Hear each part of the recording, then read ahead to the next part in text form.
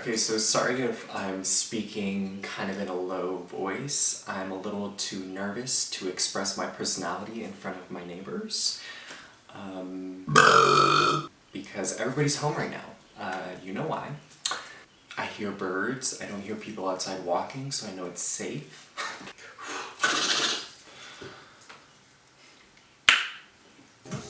Hello and welcome. I have been setting this up for 5 hours. No, I'm just kidding. It's been 3. But this is very awkward for me. I'm going to act very awkward on camera because I'm not usually in front of it. I'm usually behind it, recording foolishness, glamour, filth, and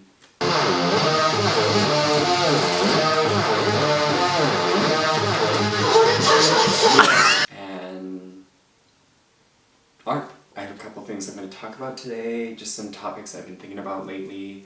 I've deleted my Instagram and Facebook, so I don't really communicate with a lot of people right now. And I just want to send some stuff out there on a different platform like YouTube and just try all this out. I'm kind of doing this the classic style of YouTube where just fucking set up a camera, just whatever happens, the background is just the background. Yeah, I dressed up, but I always dress up, and there's like there's no public reasons to dress up anymore, and it kind of freaks me out. Not being able to go DJ or something and wear something crazy, quote unquote crazy. Ooh, that was a good one. Okay. You know what's coming. You know what's coming. I'm going to talk about drag queens. I'm going to talk about Drag Race, which I...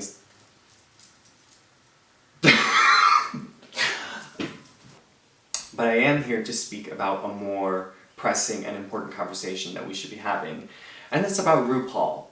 And Rupaul has been an icon of mine ever since I was young. You know, even before Rupaul's Drag Race, you know, I had the Supermodel of the World track on iTunes, or however, I can't even remember how I discovered You Better Work, but Supermodel of the World. But the controversy surrounding Rupaul really disturbs me. I go online and I search Rupaul fracking, and I go to latest videos, and the videos are from like 4 or 5 weeks ago.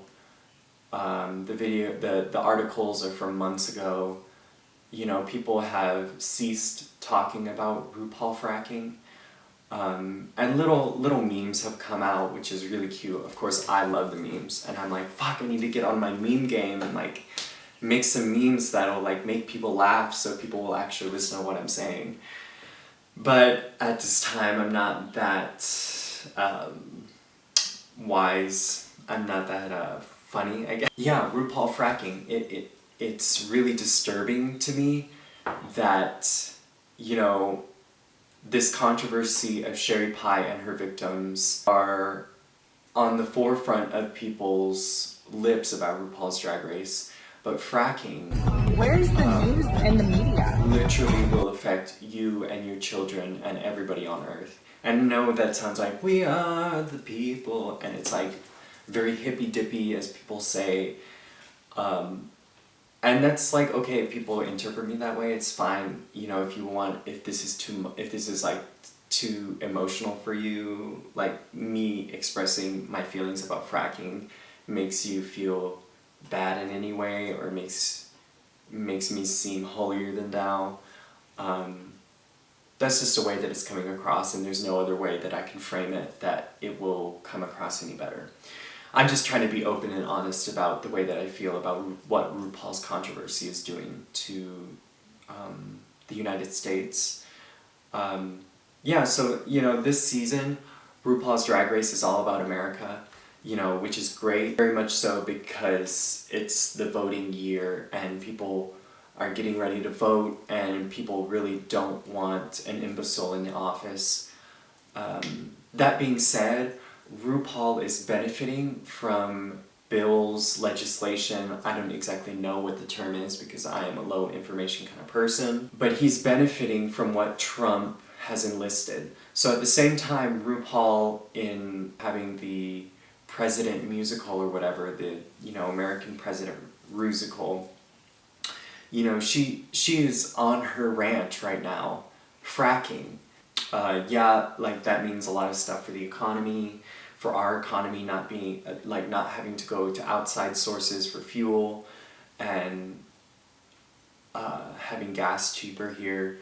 But at the end of the day, that just perpetuates a system that is finite. Like fracking, the way the fracking that Rupaul allows on his ranch is finite, and he will eventually tap out all of the fracking ability at his ranch, and I mean that's what all of fracking is. All of fracking is finite. Like they drill in, they release the chemicals, they suck out the fuel, and then they close the hole and leave the chemicals in the ground.